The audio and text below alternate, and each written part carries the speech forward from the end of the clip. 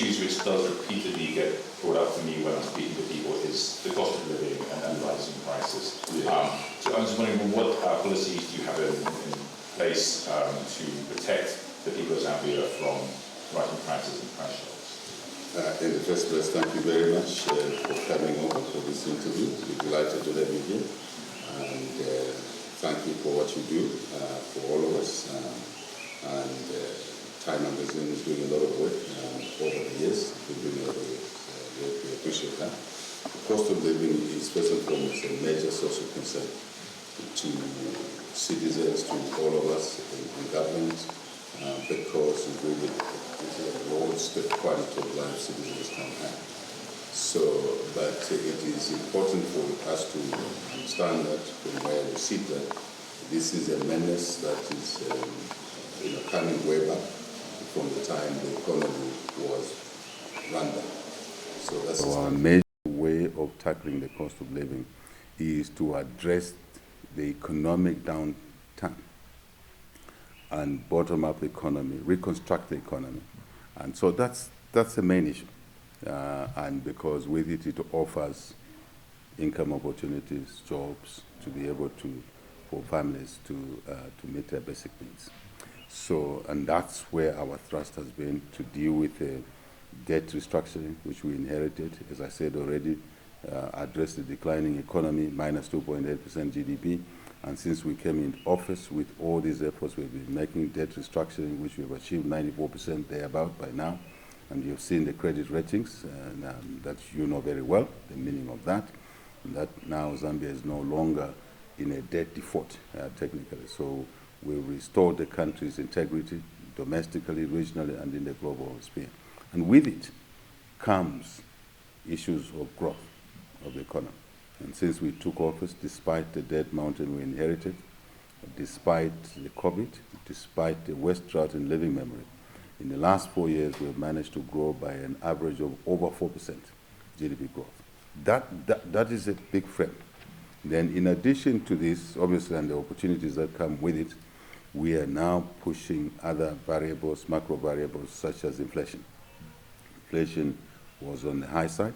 We've been working gradually to bring it down. As at end of November, we've been able to achieve a 10.9% inflation from 16% plus, just in July or thereabouts. So that's important because the inflation reflects the increase in the general price level. And therefore, as it comes down, it means that the slowdown has an effect on the cost of living. And we're also working on, by the way, before I leave that subject, we are aiming to get to single-digit inflation, which has not been seen in many years. And we're hoping we'll do it by close of the year, but we're working towards that. So we just need another 1% movement down, and we're in a single digit. What else are we doing? We're putting relief programs for our people, enhanced cash transfer, social cash transfer for the vulnerable. It's very important to look at the segment of the population. Also for the youthful population that are not in school, we're putting what we call cash for work. Instead of handouts, people must work, do something gainful, then they can get some cash to help them support in, if you like, supporting the cost of living or the needs in their families. What else are we doing? We also brought in programs to support families who were stressed in terms of school fees. We've reintroduced free education. And since then, over 2.2 million children have gone back to school since we introduced that policy. That means takes that cost away from families, guardians, orphans, who are looked after by guardians. And so the government takes over that, not just that, also examination fees, school feeding program, right, for the kids, so that the income which was being used to meet those costs can now be retained in the families. I think that those are the practical measures.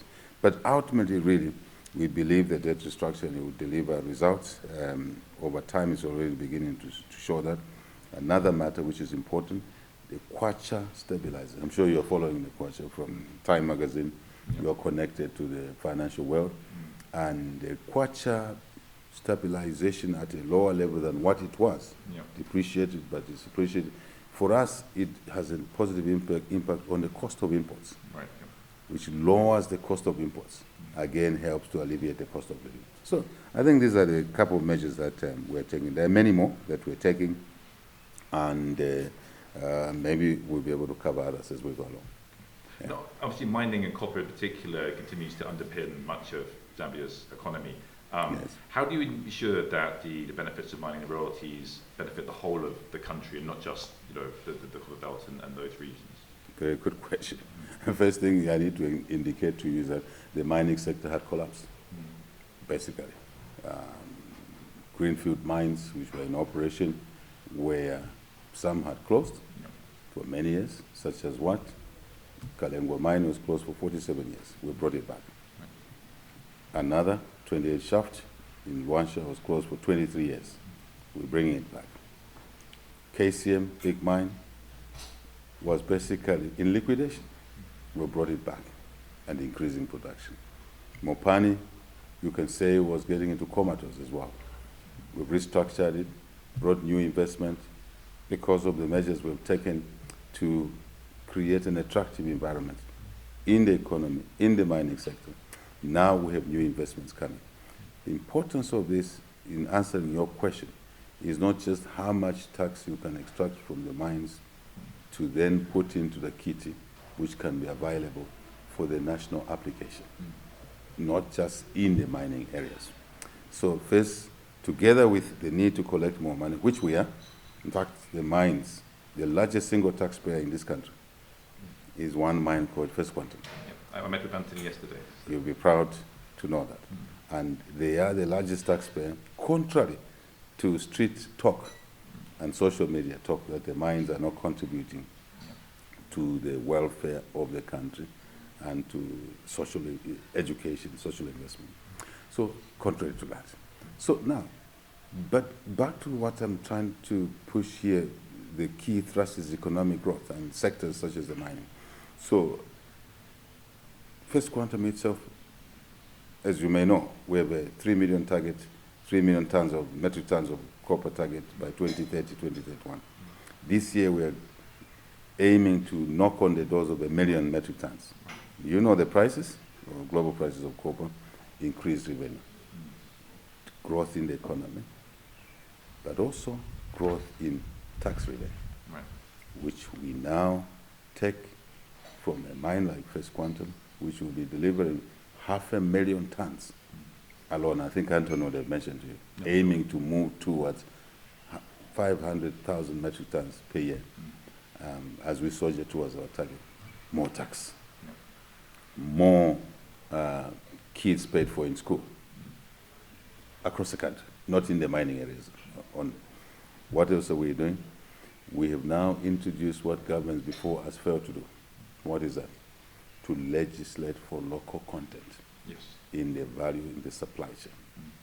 And the way we have structured is that if, this is an example, the supply chain value that qualifies, defined to qualify, is $1 billion.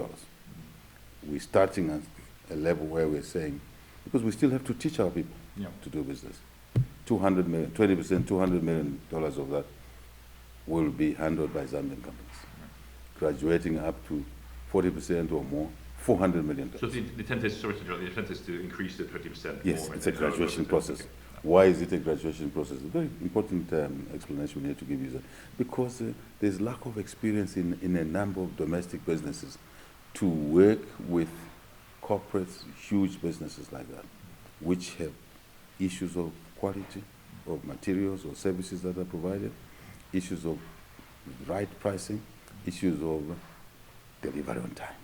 Because if that doesn't happen, it affects the production of the mines and the targets that we as a nation and the people want. And we know the benefit of that. So then we've also asked the mines to do what we call, Antonio have told you, supplier development program. Right. He may have not mentioned to you that.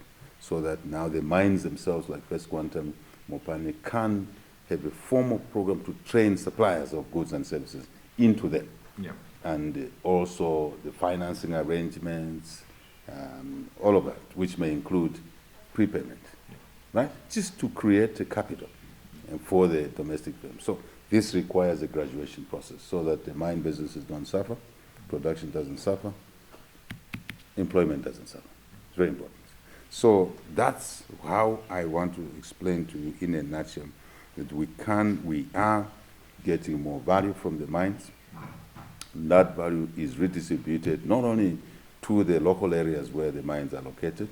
Yes, in the local areas, you have corporate social responsibility, schools, other things. I don't want to spend time on it, but I want to spend time on the issues of revenue, tax revenue, and how then it goes to the national treasury, and then it's applied in other national programs, infrastructure development, education, health. What else? Honestly speaking, I must say to you, the communities outside of the mining areas get value, substantial value. When the government does social cash transfer, where does the money come from? Across the country. When the government does cash for work, where does the money come from? Across the country. Everybody is benefiting. The levels of benefits, of course, can never be the same. I just want you to know that since we took office and with our economic restructuring program, the tax revenues we're getting from the mines has gone up by around 173%. 173%. Remember, the mines were dying. Yes. Don't forget that. So the base was very small. Okay, if I were you, I would argue that the base was small. But there's a movement, a tremendous movement. So I think really I want to mention something which you may have not been, or you've not come across, with what we call an instrument, what we call Constituency Development Plan, which we've been able to increase in 2021, it was 1.6 million kwacha per constituency per year. We gradually moved it up to 25 million per constituency per year, to 36.1 million kwacha per constituency per year. Next year it is moving to 40 million. Wow, okay. And we're taking money from the center, raised through taxes, raised through various forms. And mind you, when suppliers are supplying to the mines, they too, those businesses are growing as well, and they're employing more people. And we don't have segregation. While we want the mines to employ more people in the local area, from the local area, skills may come from any part of the country. Right. And you can see the labor migration, the movement towards the mining areas. That's something beneficial. But the CDF, Constituency Development Fund, has been enhanced because of the increase in the tax revenue, together with our prudence measures to cut expenditure, frivolous expenditure, consumption expenditure, to more of investment expenditure, revenue generating expenditure. I think these are the benefits that are obvious. One doesn't have to look carefully, but if you want, you can drill your needle there, you'll see that the nation is benefiting. No, absolutely. And for many decades, countries of the West didn't really care where their minerals came from. You know, all the ore went to China and then it was smelted there and refined there. These days, with geopolitical tensions between the US and China, there's more, copper's been named a critical mineral, there's more focus on where the minerals are actually coming from, where they're refined. Are you able to leverage this to reshore more refining, more copper smelting, everything in Zambia, so you retain the value add of your natural resources and so you're leveraging those tensions for Zambia's benefit, for the benefit Absolutely. of the people? Yeah. Absolutely. If I may say, we want our copper, our cobalt, our nickel, our manganese, our lithium, group metals, and others to do to us what oil and gas has done to the countries that host oil and gas. The Middle East. Yeah, absolutely. You mentioned it, Middle East. You know what they were before the find, the oil and gas find. I don't have to describe it, you know it very well. Yeah. What are they today? That's our aspiration, to get our resource endowment, God's gift of resource endowment, as I've described them in a nutshell, to deliver value for our people, grow our economies, create jobs, right? Yeah. Invest in education, health, social support, for those that need it. Any society has a segment of the population that requires support. We want our resources for us to achieve what we're saying. To your question now, we work with the international community. First, domestic investors are important priority. You will see that out of all the mining licenses we're given, over 60% have been given to Zambians. Very important. What they do with those licenses is subject for another day. But the government wants that to happen. Then we're saying regional investors are welcome. Africa sourced investors are welcome. Global. East, West, Middle, Arab, Jewish, they're all welcome. But we've set 4 parameters in order to deliver exactly what you're saying. One, we would like capital to come to be invested in our mining sectors at a fair price. As you know, I'm sure you may have picked information that I'm one of the ardents on the African continent, President, pushing for the reform of the global financial architecture. Key to that is to avail capital as they invest in our country, Zambia and Africa, at a fair price. Price is too high because the risk premiums, risk assessments, I believe, are wrong. Profiling of Africa is wrong. Big subject. We can spend time. So number one, bring capital at a fair price. Number two, because if we didn't do that, it pushes the cost. Remember, your first question is the cost of living. It pushes the cost of doing business, and therefore the cost of living, goods and services. Translates into that sooner or later. Next, we want technology. Number two, to come to Africa, not the second feeder technology, but the best cutting-edge technology.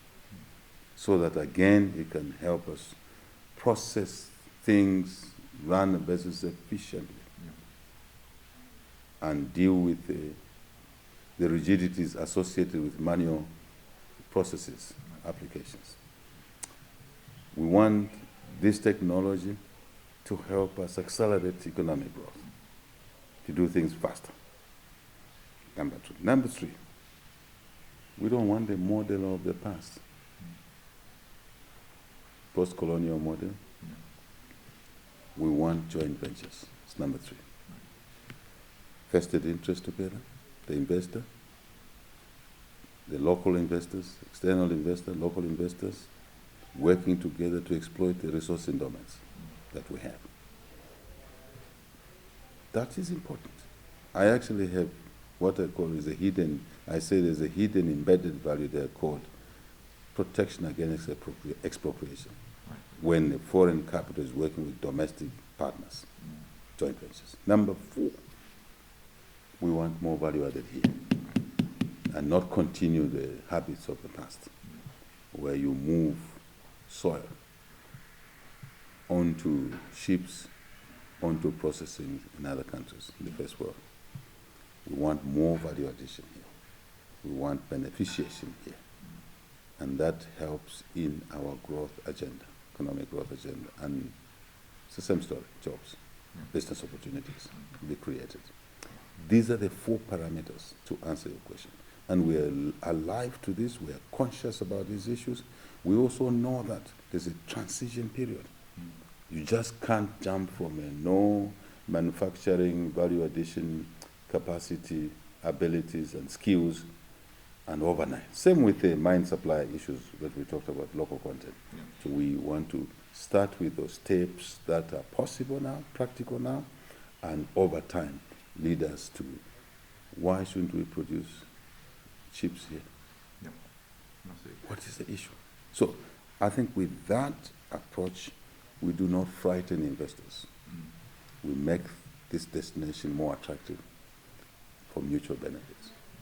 But obviously, mining has great potential to it and does benefit the people, but some certain events like the collapse of the copper tailings dam in the north recently and the ecological degradation and the social impact does cast a pall over the industry and in people's minds. They start to sort of generally oppose mining. I mean, Are you happy with the way the Chinese state-owned enterprise has handled this disaster, and are you engaging with China about reparations? Or Absolutely. We're not happy about the spillage. Nobody will be happy about it because it damages the environment, damages so many other things. Farming, we pollute the water systems. It means we cannot abstract that water for irrigation, which is our agenda, to deal with climate change. And hopefully we may cover that if you wish later on. So we don't want and nobody will be happy with that because it adds to the cost burden cleaning up. That cost, that money spent to clean up would have gone to growing the businesses and creating more opportunities. So that's the first issue. That is, in this case, why we're working closely with the company. This particular company, Sinometals, we're working with the Chinese government because they own the company to make sure that there's no repeat of such things, to put in place mitigation measures, to improve the construction, design, construction, monitoring and maintenance of the tailing dams, for example, so that it doesn't happen again. But we're using this negative development, accident, negative development, call it any name you want, to also look at other mines. Right. Get the audits now being done more regularly. Again, we come back to technology. It is possible to have a technology or applications to monitor if there's a movement on these dams. If you talk to Anton and team. He told me a lot about the technology which they have at First Quantum. So you can see I'm not just talking from without. Because this is what we are now saying. We're saying, look at what First Quantum is doing. Look at what Lumwana Mine is doing, Lumwana doing, best practices, Mopani, so that we learn our lessons and then even improve the requirements, legislation if necessary, so that these things don't recur again, but also to obligate mines to use what you may call common standards, common minimum standards. Now, that's what the mining regulator will do. As you know, we have just passed a law on the mining regulator, Minerals and Mining and Minerals Commission, which will now have more capacity to monitor such operations. Not to belabor the point, we've now brought 4 rules of engagement in the mining. 1, we want legal mining, no illegal mining. 2, we want safe mining that touches on managing the tailing dams, as I said, design, construction, maintenance, monitoring, and control. For to avoid such things that happen. Minimize, ameliorate. Ameliorate, minimize. 2 different things. So within the safe mining, we also have a couple of our young people, as we give them licenses, they go in and dig holes there, which are, the mine plan, it does not exist.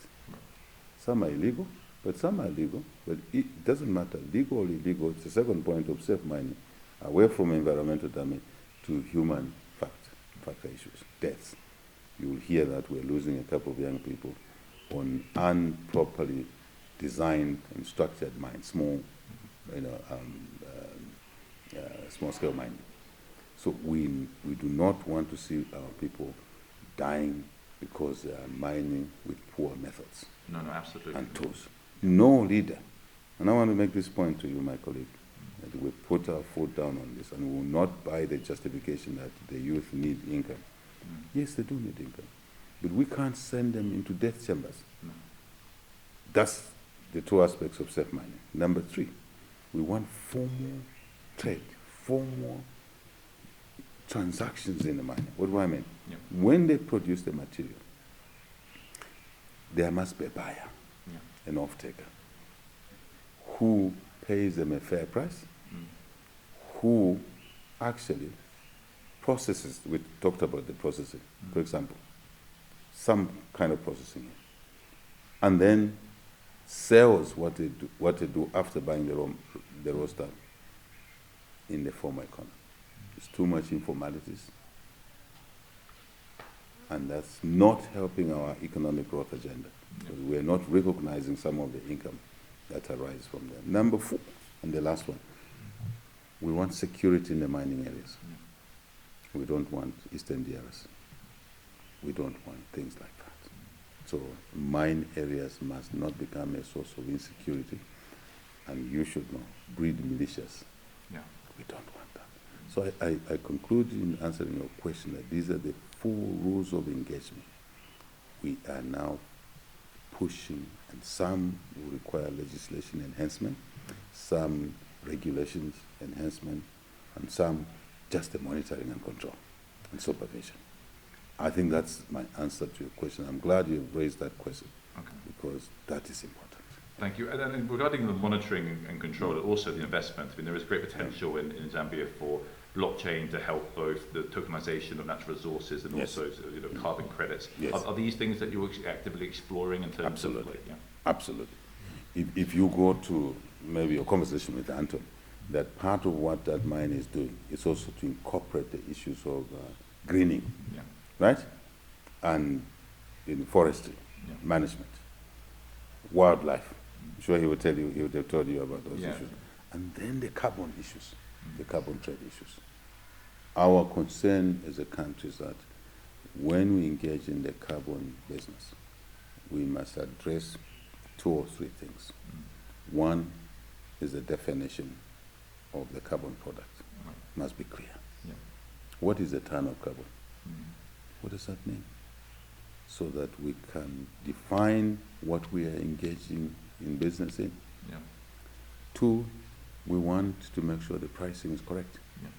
3, we want to make sure that the redistribution of the revenues that come from the carbon trade, which we've defined, quantified, defined, meaning of, but quantification, which we have priced, which is being priced correctly. As you know, you can pay as little as $15,000, $100,000 a ton of carbon. Number 3 is the redistribution. We want the local communities to see value that arises from the carbon trade, so that it can help them have alternative revenue sources to support their livelihoods. If you tell them we don't want charcoal burning, then they'll say, we buy food from here. We buy school uniforms. School fees is being paid for by the government across the country, up to grade 12. Grade 12, we've changed our curriculum now. Grade 12, Form 4, Form 6. So, but the local communities must not be vulnerable. They are denied of these unacceptable, but traditional ways of earning a living. So in the revenue sharing mechanism, we want to see some of those revenues going to local communities, give them alternative businesses, opportunities, engagement to earn a livelihood. We also want the economy, domestic economy, to benefit beyond the communities that live there. So we don't want the carbon trade to benefit the traders, managers, organizers, operators, call them any name, who are from the first world. So technically it's like they're helping us, the economy, but really the revenues and the benefits accrue to them disproportionately. That's the issue. No, did you feel that the first world, the developed countries, are being honest when they talk about the carbon market? Because there's lots of noise about the carbon market, but in terms of actually handing over the cash and actually, I mean, are you disappointed by how transparent and things are actually materializing? I think we're too slow in that area. If we really are talking about greening our world and the damage that is being occasioned at the moment is not being dealt with expeditiously, because there's still a confusion on the subject of where should the most benefits accrue, to the first world companies, operators, or to countries like Zambia, after all, whose emissions are a tiny component Yeah. to the damage that has been done to the environment. It's the same industrialized world that damaged our environment, by and large. Okay? Every country contributes something relatively, for Zambia, Africa, smaller. We must see the benefits more than those that damaged our environment, but also want to make cash powers out of the carbon market, carbon trade. And Zambia is suffering at the moment with the drought and everything, the Yes. climate change, which is leading to the power Yes. shortages, the load Yes. shedding. I met with local people today who have lost their businesses because of the load Yes. shedding Yes. and everything. And what are you doing to address the power crisis in Yeah, very important subject. It's also a subject that is really conscripting our growth agenda. Yeah. I've explained that at length. So without energy, without power, you really can't drive economic growth. Although we've been able to achieve the growth in the numbers I'm talking about, we could have done more.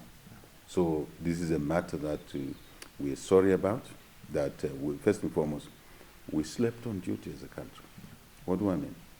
We were 80 to 90% green already in terms of electricity, hydro, dependent on the water.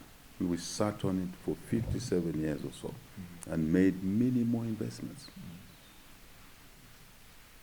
First, even in the hydro itself, with the potential we have, but more important, in diversifying the portfolio of energy. Very small. For 57 years, our installed capacity was just only around 3,500 megawatts. Even when the population was growing. Just the domestic demand through the population, small businesses, we were not responding effectively. So that's what I call sleeping on duty. The West drought in living memory was a wake-up call because it wiped out our food security, it wiped out our energy security. So we were now food insecure, energy insecure. For the energy side, we're moving very, very fast to take this crisis, flip the coin and see an opportunity to invest in alternative energy sources so we can improve the mix, the solars. So many solar projects that we have. You will have picked this information by now. Some are done by government, quasi-government, but also the private sector. How have we accelerated the opportunities for investments in the energy sector? We've reformed the whole sector. Mind you, we're a government that came on the backdrop of reforms, economic reforms. We're doing in education, in the mining sector we talked about. I hope we'll talk about agriculture. In the energy, we have pushed in reforms that are well ahead of other countries, such as what? Open access. First, independent power producers. Before it was a state monopoly, which was the main producer of energy. We've taken away that exclusivity to make anyone who has the appetite, has the capital, has the technical capability, which they can buy anyway, to invest in generation and transmission up to the end customer. Open access, meaning you can produce where you are seated, that's your either solar plant or anything else, and he's the customer. There's a long distance here. The transmission line belongs to a government utility called ZESCO. Before, you would not be allowed to move your power from there to the customer. Now you are able to do that through the open access. All the state utility ZESCO has to do is to charge a willing charge, which is also regulated, such that the tariff willing charge is not prohibited, because you can create challenges deliberately in that way. So then number 3, we brought in independent power traders. 4, we brought in what we call net metering. This house here can have a rooftop solar. If we consume 50 kilowatts and we produce 100 kilowatts, 50 kilowatts we can put on the grid. Great. Smart metering, net metering. And there's production coming through from households. We want it faster than what's happening now, because we're in a short supply. Number 5, we've introduced what we call tariff blending. What's that? Tariff blending. Okay. Tariff blending. He's the expensive producer of energy. You are a cheaper producer per kilowatt hour. So the price you may be producing at 10 cents per kilowatt hour, yourself 6 cents per kilowatt hour. To a customer seated over there, in order to make the tariff affordable, we would work out a pricing model. I see. So they don't. The people that live near the expensive thing don't. They get unnecessarily. So we blend. Expensive. I see. I'll tell you, we have diesel generator because we need it for now. We're in a short supply. It's not what we want to continue with. As we bring more green energy, we'll shut out that. It will all be. Sorry to interrupt. It will all be green energy. You're not going to develop coal plants or anything else. Or I'm just giving you an example that we have a diesel-fired plant, 105 megawatts in Dollar, which was put up a long time ago for different reasons. But because we're in a shortage, just what Germany has done, switched on some coal power stations which they had switched off to address the energy as they transit. We are not different. Right. So we have an installed capacity there. So it's switched on. It probably, typically, it's just an example, to produce, let's say 20 cents. Okay. Another producer, hydro, solar, ranging between 5 cents, 4 cents to 8 cents per kilowatt hour. To sell to him as First Quantum, we will pull the sources and then be able to supply a fairer price. Again, not to drive the cost of doing business too high, because electricity works its way through to the dining table. So that's what we're doing. These reforms were not there. So a high-cost producer was never brought together with a lower-cost producer. And these are revolutionary reforms we put in place.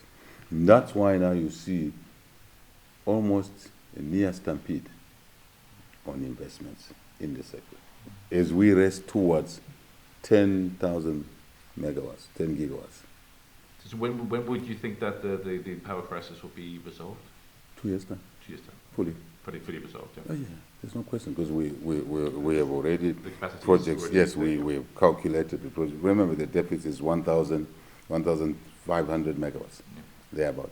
We are on the road from the projects under construction now. Some have been completed. Chisamba solar and plant, first 100 megawatts. We are on the second 100 megawatts towards 200 megawatts. A couple of others, we can give you the list. My colleague can give you the list. And the pipeline. We believe that in 2 years' time, fully. But because the economy is growing, which is what we are doing, that demand continues to. But it's in an excellent position because energy is one of the best businesses there. Yes. As you know, it's sold long term. Yeah. 5, 10, 20-year power purchase agreement. Yeah. And my appeal to the people of Zambia and people of Africa, it is a great opportunity to invest in a sector that will give you almost near immediate. If you're putting a solar, 100 megawatt solar, you can do it in 8 months. Yeah. So immediate in 8 months, shorter gestation period, put your capital, you'll be in revenue streams, right? And that revenue streams are assured for 20 years because you have a power purchase agreement which is a 20 year. It's the smartest business to do, right? Yeah. And that's why we are now seeing capital coming in here in this sector because of the demand, which are strip supply, but more importantly, the reforms were put in place to allow for these investments to come through. We've even now got constituencies. Remember earlier I talked about the constituency development plan? To quickly move to solving the problem of energy. We are now saying of the 40 million we've budgeted for constituencies next year, we want to take out 10 or so million kwacha from each constituency, and we've created what we call seed capital, $100 million plus, out of the 150 constituencies, and then we call the banks together to say, you can now leverage. And there's a happy situation now. So each constituency will have 2 megawatts. So quickly I'll tell you, my brain moves a bit faster. So I'll tell you that some districts, some towns, small towns, only requires 3 megawatts. Right. Some, like Nyimba, requires 1.5 megawatts only. Wow. Okay. So this initiative, which is the president has brought about, initiated together with his team, would allow this constituent power station of 2 megawatts. And if we can tag a battery to it, storage, to resolve the total demand for a small town called Nyimba, which only consumes 1.5 megawatts. Oh, okay. And this we hope to do by March. By March, wow, okay. Absolutely. We're moving fast. That's very fast. I mean, So that gives you a taste of what we're doing to ameliorate this problem. When I say in 2 years' time, I mean the total economy. But the load shedding, for the example you've given there, we should be able to be out of the woods by April, May.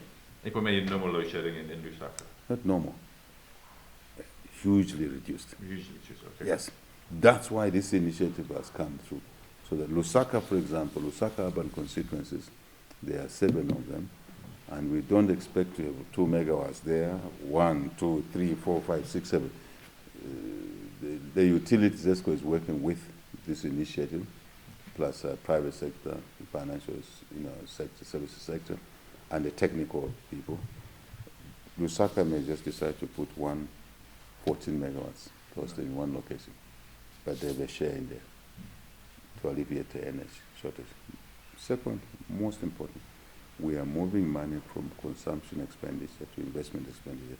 Constituencies now have annuity income, revenue streams. And we hope that they will be able to grow these stations in the next 2 years or so, because these are modular. You can add more. So the mentality of the constituencies of the councils should change now. They can start seeing businesses invested in by themselves with partners with the technical capability to manage the power station. I think this is a revolutionary idea. And out of this, we expect to get 315 megawatts. 315 megawatts. That's a lot of power. Yeah, what this has done also, you need to know, that now private sector, other people have come through. Pension funds have said, we like this idea. We will also support 2 or 3, 4 more stations. For them, they're even staking up to 5, 10 megawatts, 20 megawatts, so that we can quickly alleviate this painful situation, for which I'm sympathetic to. We are sympathetic to as a government. That a small saloon in the compound has to lose revenue because of no electricity. A small barber shop run by a widow or a widow. We're really sorry about this situation, but it's a legal problem. We blame nobody. We take responsibility. That's why we're putting these measures in place. Thank you. And then you mentioned that the drought last year was a wake-up call. You also came out very quickly after the drawdown of USAID in January and said that it was a long overdue wake-up call. How do you assess how African nations have come since then? Do you feel that there have been adequate steps taken towards entrenching self-sufficiency? Yeah. First, if you allow me, so I nailed this. We nailed this issue when we were still on the effects of the drought. So I talked about energy insecurity, then food insecurity. As you know, we had to import some food. We had to work hard to make sure that nobody died of hunger. And I think what we did here, the model we used, was to take in the buying chain, where the depots where we buy food, maize in particular, we now pushed it the reverse way and took it closer to the people. And by sending maize through the reverse channel. And then our population was able to access food closer to their homes at a lower cost. Then we said, yes, we fed the people during this drought year. Now we have to look at agriculture differently. And we encourage our farmers to come on board, including new farmers who have capacity, little capital, to invest in agriculture. And this year, we have the highest yield of food production made since independence, straight after the drought, straight, clear government measures. But we are saying, what about tomorrow? Because of climate change, the drought will come again. Are we going to be in this panic situation in the next 2 years? No. As is for electricity. What are we doing? We now, with goats endowment, remember earlier I talked about goat endowment, we have 30% of the surface water, in the Southern Basin. So we're pushing irrigation now, and we are targeting 5 out of 42 million hectares of, arable land. We are only farming a tiny element. In that tiny element, we are not using the water resources. So we've now put in place a program to bring into production, irrigation production, for 500,000 hectares only. And if we increase our yields to 8 tons per hectare of maize, we'll produce 44 million tons of maize. We only consume 2.7 million tons, so we'll be food secure. We are now, but to ensure that if the drought comes again, we don't have a situation like that, we are now deliberately we put in place an irrigation program, micro, small, medium, large, including myself. I was just a cattleman myself. I'm now irrigating so that I contribute towards the 500,000. You said you were a cattleman? Yeah, I'm just a cattleman. So I wasn't doing crop, I was doing cattle. Right. So we've added on, shifted from some of the capital from cattle into crop, right, and straight into irrigation to add on to this. And we've encouraged many others. Okay. So therefore we're investing more in water harvest and encouraging people to do that more than the natural water harvested already. But the point is that 500,000 hectares under irrigation, and will be food secure with surplus for the region. We should continue being a food basket for not just ourselves, but for the region as well. And then, more importantly, coming back to climate change issues and the environment, instead of cutting more trees to open more fields, 1 hectare will produce food for us twice a year. Right, okay. Under irrigation. Remember the cycle of a crop, I'm not talking about agricultural trees, it's 3 months therearound. So it means we can have 1 rain-fed crop. If the rain is not good, we are still irrigated, and then 1 in the dry season, fully irrigated. So literally, technically, if you put maize twice a year in the same hectare, you produce 8 tons, another 8 tons, 16 tons. So you can go to 8 million tons, right, towards a target of 10 million tons. Right. From the same 500,000 hectares. You don't have to now open more fields. Right, okay. Very important. So now, to your question. So, talking about the USAID drawdown, I mean, we talked about the food security and that effect, but do you feel that as a continent, Africa is really embracing this new paradigm and is instilled in more confidence in African nations to exert more resource sovereignty and be more and more sort of... I think I must say that energy sovereignty is our responsibility. It's not Europe or the first world's responsibility. It's ours. This is where we stand as a government, as a leadership. Food security is our responsibility. It is not that of anyone else. So I think it should be for Africa and other developing nations. We should stop crying and blaming other people. We should take charge of our destiny. So is the case in the health sector. I think that's where you're going. I may read you, the misreading, that to depend on others to avail a Panadol for a patient in a clinic has been wrong for many years. And while we cried, we felt the pain of an abrupt discontinuation of support in this area because we didn't plan. It's a shock treatment. It has created a hole in our financing. But it's a wake-up call. And we must flip the coin and say, this is long overdue. We must now produce, in the health sector, support our sick through our efforts. Happy to be supported, but we want to be weaned off as a message. So what have we done as a country? We responded by moving resources away from other lesser important, critical, right? Life saving usage of resources into the health sector. 2026 budget, we've increased our health budget by mopping frivolous expenditure, which is always there. That's how we mopped up frivolous expenditure to introduce free education, even before we achieved debt restructuring. Within the envelope, we were able to find money and brought back to school 2.2 million children who were school going, but were out of school. We're doing the same.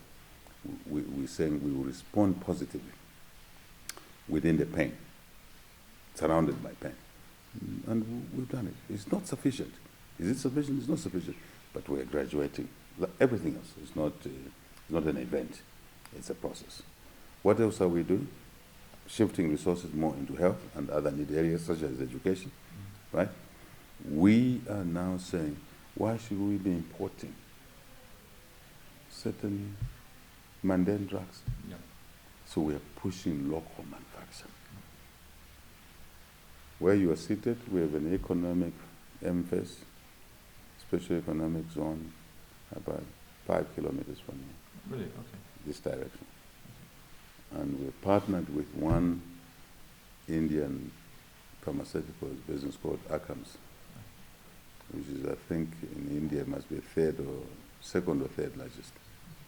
And we've already launched a manufacture of 700 types of drugs, wow, which will be happening 5 kilometers from here. When will that happen? We've launched already. The construction is started. We've finished the JV. It's a JV. I can remember I told you about our 4 principles: capital, technology, joint ventures, then value addition. That is another example of what we're doing. And I'll have to get the details of when the first stuff will come out. What else have we done? We are even manufacturing vaccines. We've started a plan to manufacture cholera vaccines. But working with Africa, because we can all be producing cholera vaccines, or, if you like, COVID vaccines, which South Africa is doing, Aspen. And I think, is it Rwanda? Another country. But we on the continent are saying we will lead in the cholera vaccine production. Okay. Because the market is wider than us, and you can't have polarization of, because this leads to suboptimality. So now, my dear friend, Charlie, that's our response. Allocate more money to health, for example, get into domestic local manufacturing, technology, of course, we're getting from partners. Those 4 lines remain standard, whether in mining, or in pharmaceuticals, or in agriculture. So that's what we're doing. But also improving our procurement processes, rooting out corruption. I must tell you that corruption in the health sector has been embedded for 30, 40 years. And from a young guy at undergraduate, I used to read about corruption, somebody taking out drugs from this hospital. Now we are tackling this issue. So to manage to control pilferage in the health services sector. And that's because the drug set is as good as buying a new drug, because it will be available to a patient. Isn't it? So we're working hard now with others who have the expertise to help improve our health services delivery, supply chain. Fantastic. Yeah, that's what we do. Just one last question, if I may. Then your time is very tight. No problem. I think we can. You can finish your interview. Oh, very kind. Thank you.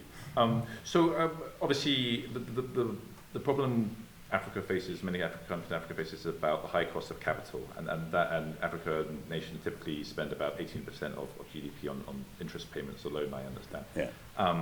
And the reason for that high cost is put down to instability or perceived instability, which is obviously grossly unfair. However, African nations do experience a lot of instability. In the last 5 years, there's been 9 military coups in Africa, 2 this year alone. I mean, you yourself were imprisoned as an opposition leader, yes, right, and tortured, I understand.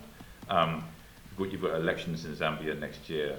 I mean, how sure are you that Zambia will continue to be a stable functioning democracy, and that there won't be a instability which will threaten all the good work which you're doing and the investment which you're attracting now? Cost of capital, I touched on it earlier when I was outlining the 4 parameters, factors.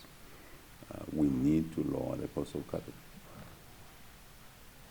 for Zambia, for Africa, and other developing countries, because it is now become a tool inhibiting economic growth on the continent, in Zambia and on the continent. We have to address it. Coups or no coups, we have to address it. Africa has how many countries? 55. They say 54, but it's 55. Huh? Yeah, 54, but it's 55. Sub-Saharan, Yeah. so like Very good. 54. So, but Africa is not homogeneous. No. And that's the point I want to make. Headline message, we have to lower the cost of capital. It's becoming a discriminatory issue now. Yeah. And we don't hide that message. I've been sitting on panels in 2023 in Paris. I was on a panel with President Macron and many other presidents, German Chancellor, Chinese Premier, and then Treasury Secretary Janet Yellen from the US, and many others. And I made this point.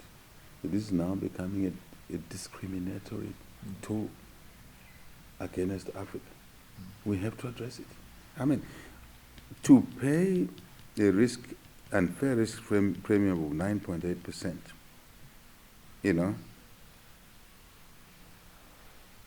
Latin America 6.8%. Similar sector, similar business, Europe pays tiny, very little. Normally with a bigger debt to GDP ratio than most African nations as well. I understand that. I understand. But this compounds the problem. Yeah. The debt burden is already there. Then the high cost of capital is really like a death sentence and a trap that you never come out. Yeah.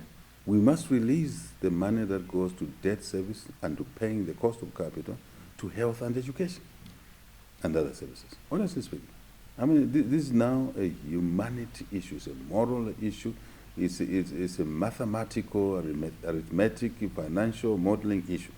The premiums risk premiums attributable to Africa are overly inflated.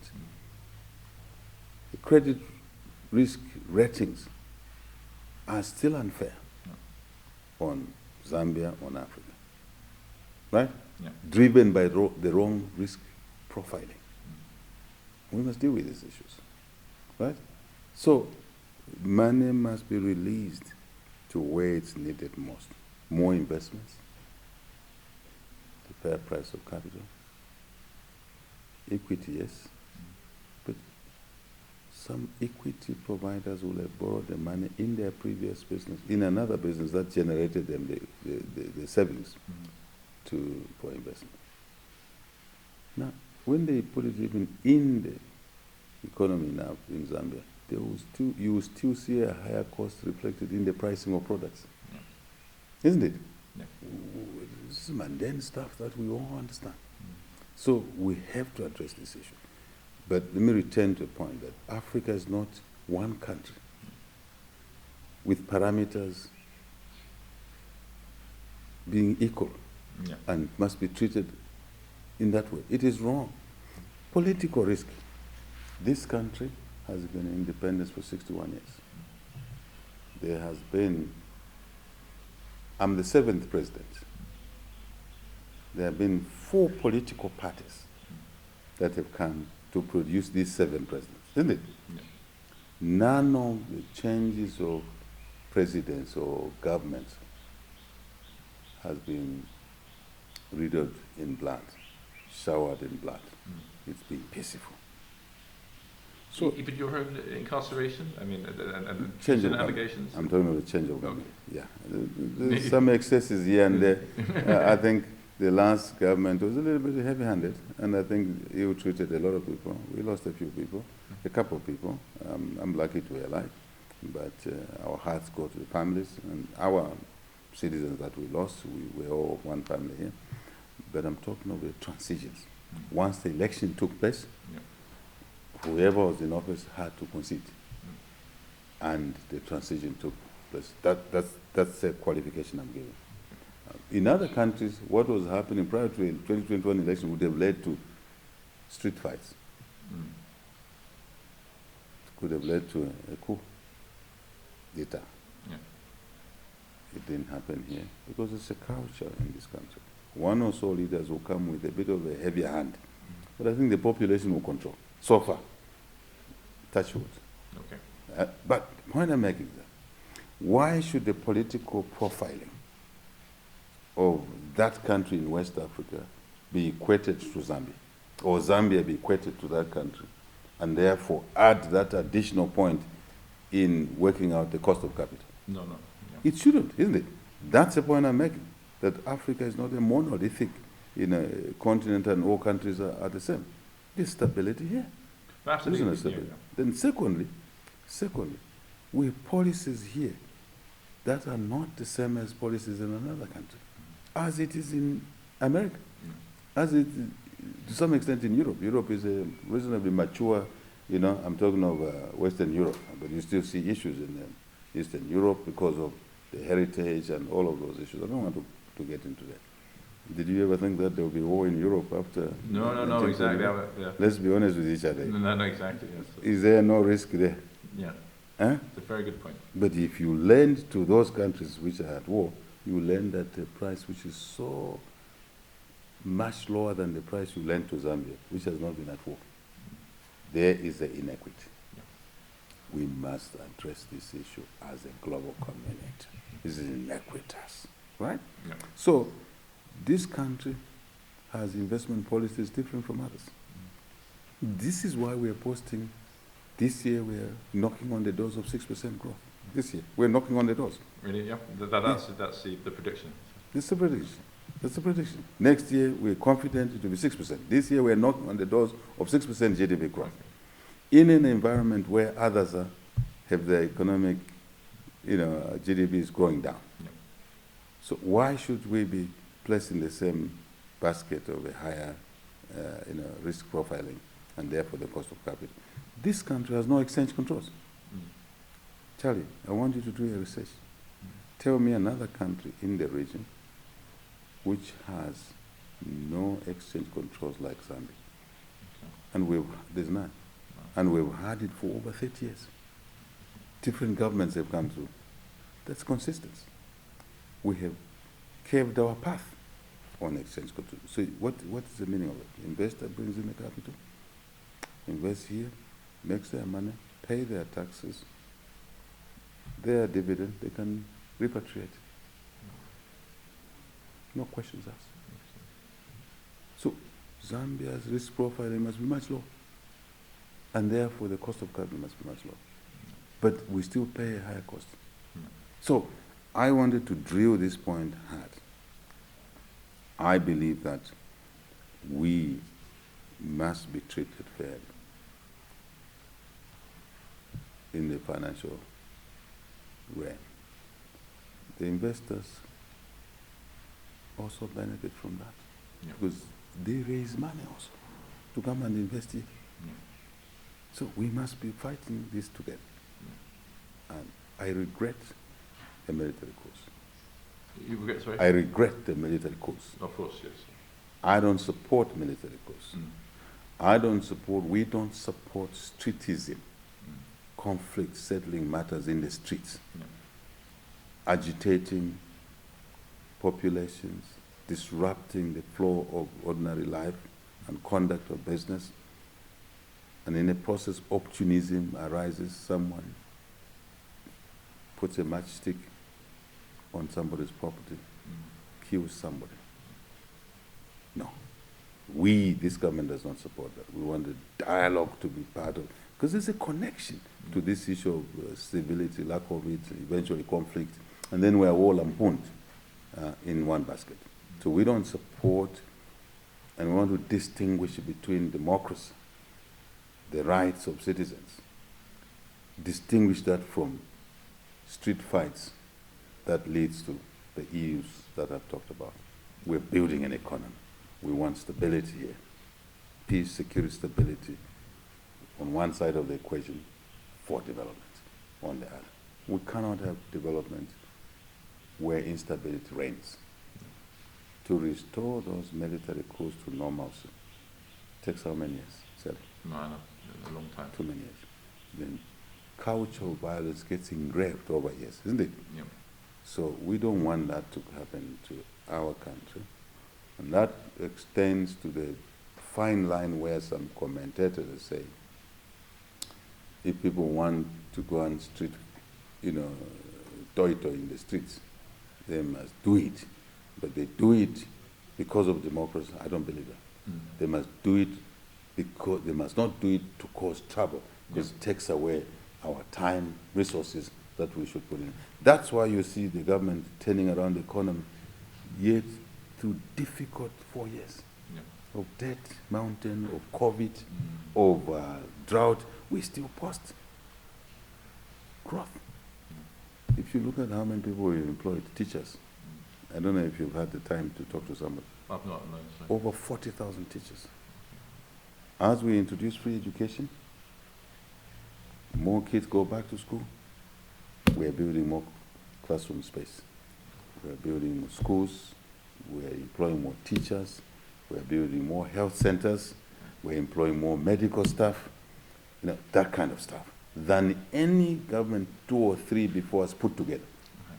Yet we inherited a minus 2.8% GDP growth. How is it that we're doing these things? Priorities. My first economics course as an undergraduate fresher is that resources are limited. Right. What you do with the limited resources, your priorities, your policies, is what matters. We are applying in simplistic terms, expressed simplistically. It's a bit more complex than that, this principle. And I can tell you, Charlie, let's speak to each other. Next year is an election. We want a free and fair election. We would like to see continuity so that the turnaround we are seeing now, the growth we are seeing around, we can deepen it. I would like us to have a conversation, God's will, courtesy of the people of Zambia. Next year, people of Zambia vote us back into office. I would be happy to have a conversation with you 2 years from now. I would love that as well. And we'll be talking about a different Zambia. I really expect so, and I really look forward to that time. But we're wishing you all the best. Thank you so much for being so generous with your time, Mr. President. It's been a fascinating conversation. I'm really very grateful. And wishing you all the best for the campaign ahead and all of the fine work that you're doing. Thank you. It's great to Thank you. Thank you so much. Thank you very much. Thank you so much. Thank you.